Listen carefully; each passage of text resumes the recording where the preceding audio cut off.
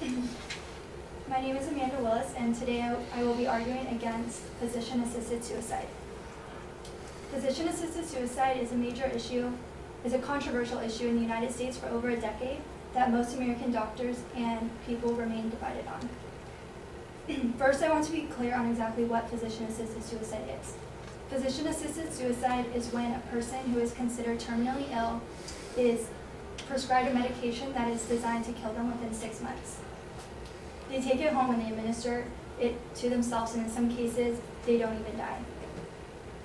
This is currently legal in 3 countries and 3 states in the United States, which are Oregon, Washington, and Montana. The major claim of this argument is that physician-assisted suicide poses serious problems in the patient-doctor relationship. The 3 claims that I will make are physician-assisted suicide for terminally ill patients would allow for it to be used for other people who are not terminally ill. It goes against the goals of medicine and physicians, and it will discredit other options to control pain. For my first claim, by allowing a person who is terminally ill the option to end their life, it will create pathways for other people who are disabled or other vulnerable people to become candidates for physician-assisted suicide. By putting this option on the table, it will create more problems for all those involved. There might be cases with an elderly person who has family members that are in conflict and has other hidden agendas such as collecting money or inheritance. Or there may be young people who feel like they're in so much pain and life is unbearable that they choose an option that they would not have chose before.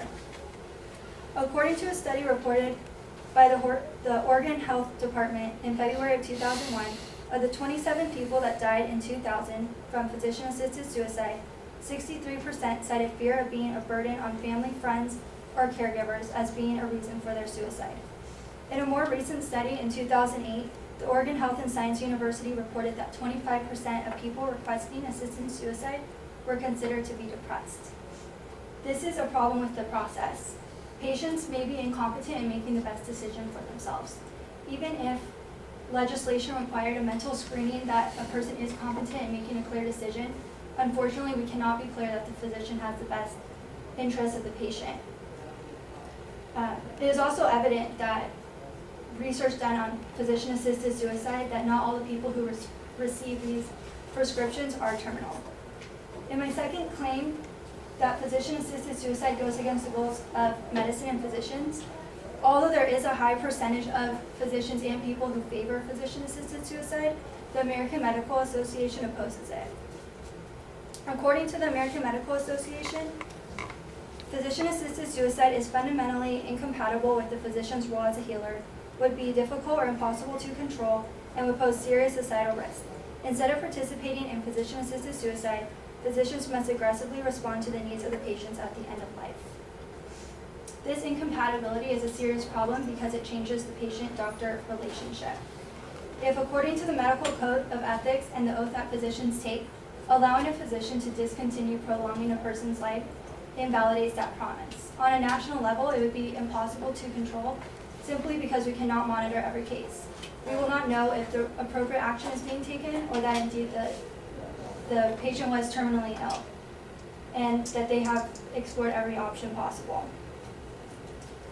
Leading into my third claim, once physician-assisted suicide becomes a solution to pain and suffering, it will discredit other options to control pain, such as palliative care, which is a form of care that customizes treatment to meet the needs of each individual person.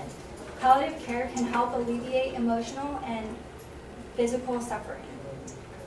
In conclusion, physician-assisted suicide is a controversial issue on many different levels, including moral and legal, but the fact of the matter is there's too many problems with the process and the guidelines that it entails that will ultimately change the patient-doctor relationship. Thank you.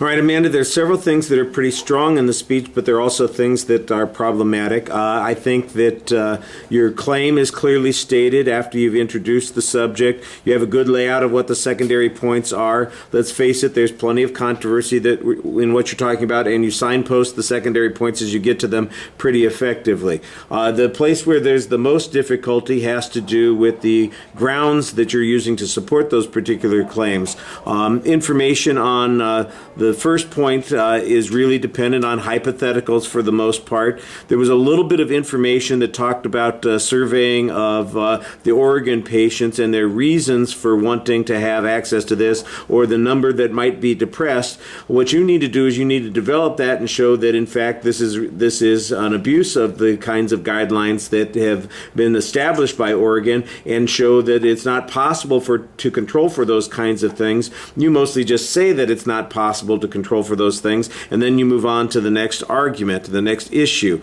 The third point, where you in essence suggest that this is going to eliminate the pursuit of palliative care for people, you just make the claim. There's no evidence to support that at all. So that was I think underwhelming. On the first 2 points, you've got some good information, but it needs to be a little bit more thorough and it needs to be developed more. The one thing I can say is every time you did give us some information, you gave us a good source for that information, and I appreciated that. You do a pretty good job delivering the presentation, but like I said, I think that the grounds are the place where there's weakness here, and there needs to be a little bit more development, especially on that third point.